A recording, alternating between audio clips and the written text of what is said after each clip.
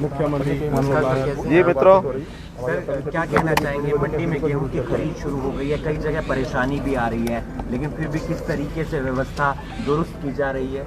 देखिए इस बार की प्रोक्योरमेंट का काम 1 अप्रैल से शुरू हुआ है और ये ठीक बात है कि जब इतना बड़ा एक कार्यक्रम होता प्रोक्योरमेंट का, शुरू में 1-2 दिन छोटी मोटी जो व्यवस्था की दिक्कतें आती हैं उनको सबको समय पर ठीक कर लिया जाता है और मैं समझता हूँ कि अब प्राय सारी व्यवस्थाएं ठीक सेट हो गई हैं पूरे हरियाणा में और प्रोक्योरमेंट सब शुरू हो गई है।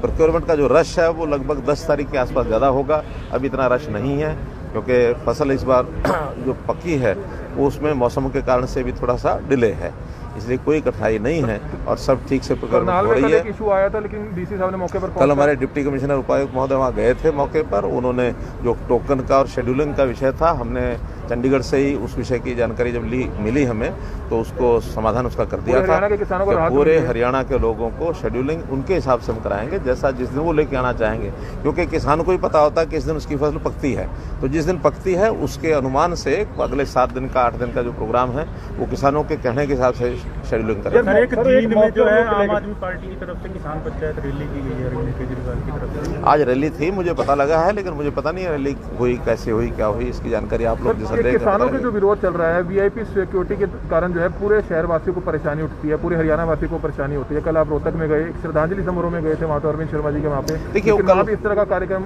कल मैंने बता दिया, बल्कि आज तो मैंने एक गांव है आंवली गांव के लोगों के नाम से जो पत्र है वो खुला पत्र जनता को भी बताया है कि ये जो कुछ कर रहे हैं इसमें एक वेस्टेड इंटरेस्ट सबके राजनीतिक इंटरेस्ट है, उसके कारण से ये सब कर रहे हैं और बहुत थोड़े से लोग हैं, लेकिन जगह जगह जिस प्रकार का व्यवधान पैदा करते हैं, हम नहीं चाहते कि सामाजिक भाईचारा बिगड़े और जहाँ तक इनको अपील करने की बात अपील करते हैं, लोग इनको समझा भी रहे हैं, पुलिस के लोग भी समझा रहे हैं, बाकी लोग भी समझा रहे हैं कि ये कोई तरीका नहीं है लोकतंत्र में। बीजेपी की महिला नेत्री सोनाली फोगाटकर के कल भड़काऊ भाषण जो है बयान सामने आया फेसबुक पे 50 मिनट का लाइव किया कि उन्होंने कहा कि क्या उखाड़ लिया। देखिए मेरी जानकारी में नहीं है, मैं उसको देखूंगा, पता लगेगा। भूपेंद्र उठाए हुए थे, कह रहे थे कि भूपेंद्र सिंह हुड्डा जब आते हैं तब तो फूल बरसते हैं, लेकिन मुख्यमंत्री मनोहर लाल खट्टर आते हैं तो कर्फ्यू, शहर में कर्फ्यू लग जाता है। इनकी चिंता ना करें, हम अपना जानते हैं कि हमें जाना तो क्या होना है और उनको आना तो क्या होना है। जो राजनीति कर रहे हैं वो राजनीति, मेरी तो इतनी बात कहने का है कि राजनीति न करें, बहुत महंगी पड़ेगी। उपचुनाव हो रहे हैं,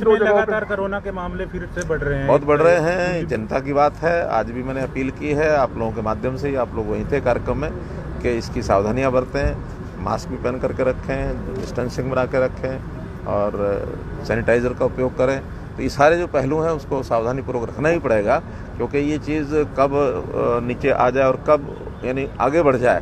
तो ये एक लगातार तीसरी वेव ये हरियाणा में आई है, हरियाणा का सारे देश भर में ही है, तो इससे सावधान हम सब। करनाल के व्यापारियों को कुछ कहना चाहेंगे? व्यापारी आपसे मिले थे, 2 व्हीलर 4 व्हीलर बैन कर दिए हैं स्मार्ट सिटी प्रोजेक्ट के तहत, जो ये प्रशासन की तरफ से पहल की जा रही है। जब रश होता है मार्केट में तो सबकी सुविधा के हिसाब से जनता को भी सुविधा हो, दुकानदारों को भी सुविधा हो, कुछ व्यवस्थाएं बनानी पड़ती हैं। अब एक व्यवस्था प्रयोग के रूप में बनाई है हमारे यहाँ के एडमिनिस्ट्रेशन ने कि वहाँ भीड़ कैसे कम हो, वाहनों को बजाय लोगों को फ्री पैदल आने जाने में कठिनाई ना हो।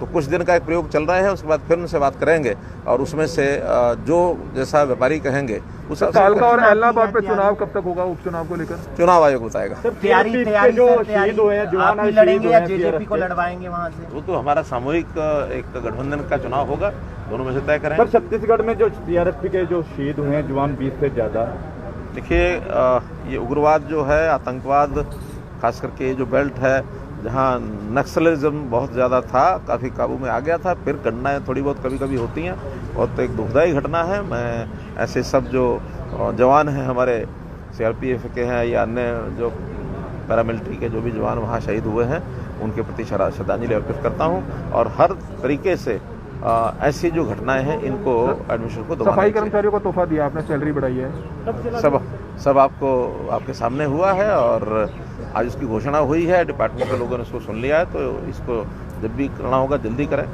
जल्दी लागू करें।